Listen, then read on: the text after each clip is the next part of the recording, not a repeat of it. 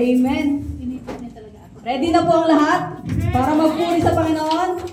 Parang hindi pa ready. Ready na po ba ang lahat para magpuri sa Panginoon? Amen. Amen. Hallelujah. Mga kapatid, gusto ko lang i-share. Tanong ko sa Lord noon, Lord, bakit shout to the North? New song, new beat, new melody. Bakit ito?